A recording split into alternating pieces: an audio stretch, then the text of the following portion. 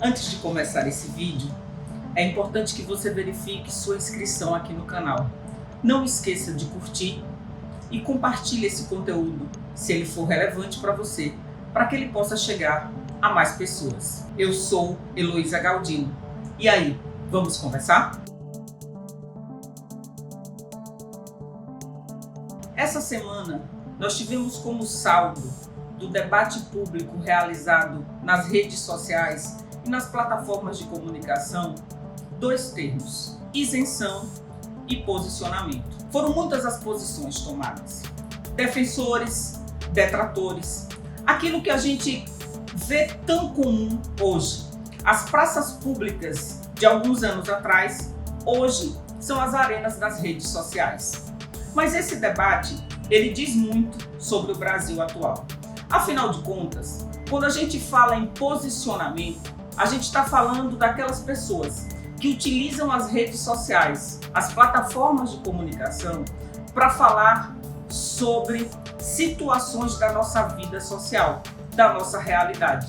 E como tem sido importante a gente falar da nossa realidade.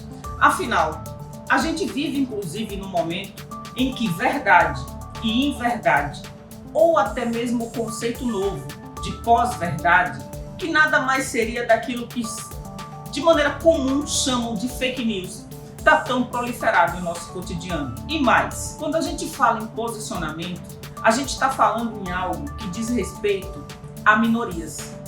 As pessoas que historicamente são discriminadas na sociedade. Pretos, pobres, comunidade LGBT, que mais? Vários outros grupos e segmentos que, no Brasil, fazem parte do grupo menos favorecido. E, na realidade atual, é o grupo que mais sofre os reflexos da pandemia. Se de um lado a gente tem posicionamento, e posicionamento muitas vezes tem relação com direitos. Direitos, muitas vezes, humanos. Necessidades que as pessoas precisam usufruir para ter dignidade na sua vida cotidiana, na sua vida social. Isenção, por outro lado, é o direito que alguns querem ter de não precisar se posicionar, de terem muitas vezes o poder de influenciar pessoas através dos seus perfis nas redes sociais, mas se manter isento diante de tudo que nós estamos vivenciando.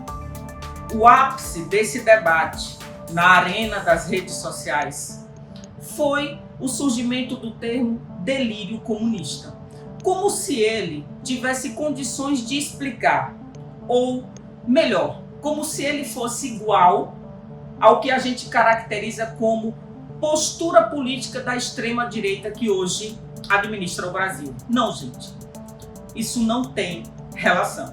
Primeiro, porque falar em delírio comunista, ou melhor, falar sobre comunismo na atual conjuntura, no atual estado de coisas, é sim um delírio. Na correlação de forças da política brasileira hoje, não há espaço para se falar em comunismo. Aliás, um bom estudo levaria a ver que hoje a presença do comunismo no mundo é extremamente discutível e questionável. Se pensarmos no Brasil, em agrupamentos políticos defendendo o comunismo, isso vai se mostrar ainda mais inadequado. Agora, se a gente pensar no atual governo federal, ou no desgoverno de Bolsonaro, e na sua associação com o fascismo, aí sim a gente tem uma relação muito íntima entre o pensamento dele e aquilo que já ocorreu em outras sociedades ao longo da história. Portanto, o que nos causa preocupação é esse tipo de associação que muitas vezes contribui para confundir as pessoas sobre o que de fato está acontecendo no Brasil. Sim, essas falsas associações, essas ideias absurdas que surgem como delírio comunista, em nada contribuem para o debate da nossa sociedade. Muito pelo contrário, contribui ainda mais para a desinformação. Porque o que está em jogo hoje não é a comparação entre um segmento político ou outro, O que está em jogo no Brasil é o contraste entre a vida e a morte, entre a fome e a dignidade humana. Se posicionar de um ou de outro lado, muito menos do que associar isso a escolhas políticas, é querer se associar à morte ou à vida da população brasileira. Fim.